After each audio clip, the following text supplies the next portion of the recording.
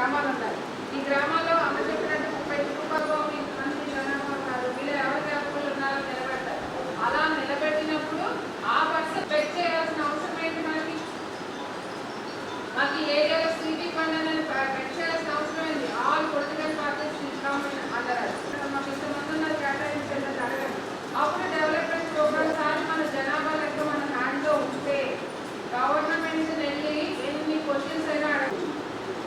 సీట్లు అలాగే స్థానిక ఎన్నికలు అవ్వచ్చు, మున్సిపల్ ఎన్నికలు అవ్వచ్చు, ఎమ్మెల్యే జనాభా లెక్క తమాషా ప్రకారం జనాభా తమాషా ప్రకారం అనేది కులకరణ చేయండి అన్నారు. That is different. మన పార్టీతో సంబంధం కొంతమంది అంటారు మేము పార్టీలో ఉన్నాము, ప్రతి మండలానికి ఒక 10 మంది లేదు ఇద్దరు సరిపోవడం లేదా చంపేస్తారా ఏమన్నా ఒక వస్తువు కొనుక్కొని ఇంట్లో పెట్టుకోవడానికి లేదా ఒక జెండా లాగా మనం మెడ వేసుకొని తిరగడానికి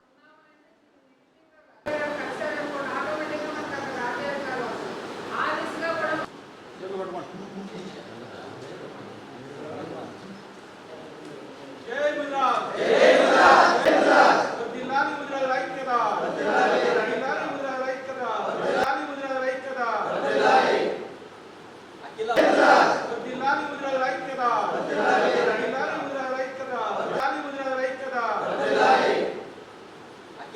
ముద్రా సంక్షేమ సంఘం ఇక్కడ సమావేశానికి ముఖ్య కారణం జూన్ 21వ తేదీ ఢిల్లీలో జరగబోయే కోలి సమాజ్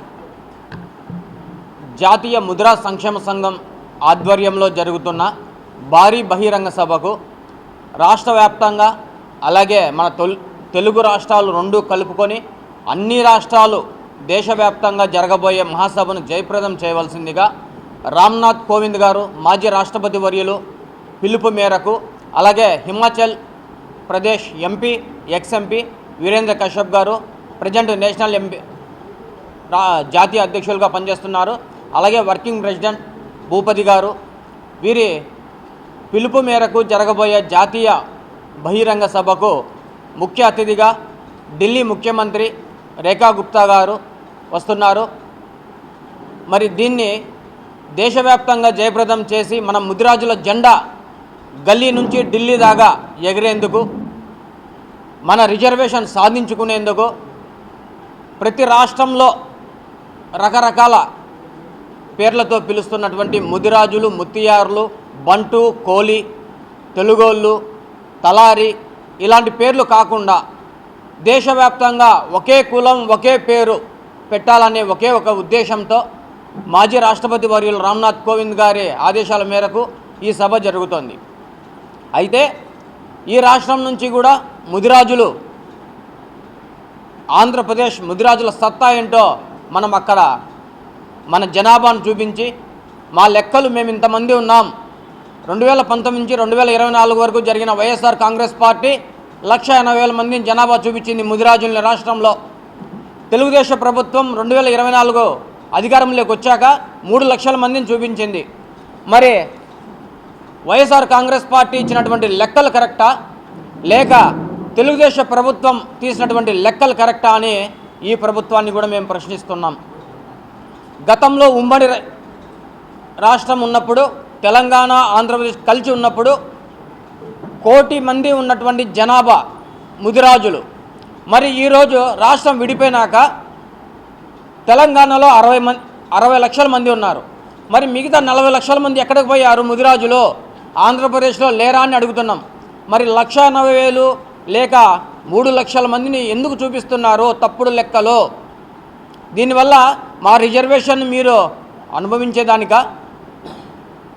లేక మా ఉద్యోగాలు మీరు పొందేందుక లేక ఆంధ్రప్రదేశ్లో ముదిరాజులు చాలా తక్కువ మంది ఉన్నారు ఆ రిజర్వేషన్ ఇతరులకు మళ్లించేందుక?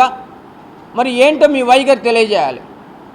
ప్రతిసారి బీసీలు అంటే బ్యాక్ బోన్ అంటున్నటువంటి ఈ ప్రభుత్వ అధికార పార్టీలు మరి ఎందుకు మమ్మల్ని నిర్లక్ష్యం చేస్తున్నాయి బీసీలను? ముదిరాజులు మరీ అత్యంత కులాల్లో బీసీ కులాల్లో అత్యంత వెనుకబడినటువంటి కులం ముదిరాజుల కులం. ఈ ముదిరాజుల కులం వీరికి రిజర్వేషన్ కావాలి, వీరికి ఉద్యోగాల్లో ఉపాధి కావాలి, వైద్యం అందాలి, ప్రభుత్వంలో పనిచేస్తున్నటువంటి గవర్నమెంట్ ఉద్యోగస్తులకు ముదిరాజులకు పదోన్నతులు కల్పించాలి. అలాగే ప్రైవేట్ సంస్థల్లో పనిచేస్తున్నటువంటి వారికి రిజర్వేషన్ అమలు చేయాలి.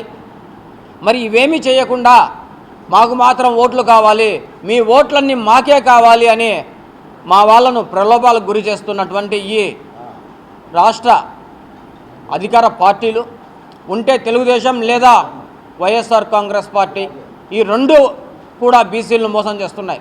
అలాగే ముదిరాజులను ఓటు గంపగా వాడుకొని వీళ్లకు అవి చేస్తాం ఇవి చేస్తామని చెప్పి ప్రలోభాలు చేసి ఎలక్షన్ అయిపోయినాక మళ్ళీ 5 సంవత్సరాలు మాత్రం పట్టించుకోవడం లేదు.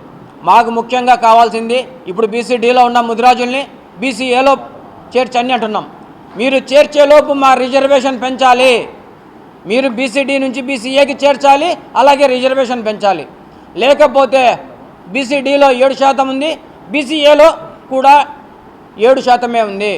కాబట్టి రిజర్వేషన్ పెంచి బీసీఏలో కానీ లేదంటే కనుక మేము అన్ని కులాల కంటే తక్కువలో ఉన్నాం కాబట్టి ఉద్యోగాలు వెనుకబడి ఉన్నాం, ఉపాధిలో వెనుకబడి ఉన్నాం, రాజకీయంగా వెనుకబడి ఉన్నాం, ఆర్థికంగా వెనుకబడి ఉన్నాం. కాబట్టి ఎస్సీ సామాజిక వర్గంలో చేర్చాలని కూడా ప్రధానంగా డిమాండ్ చేస్తున్నాం.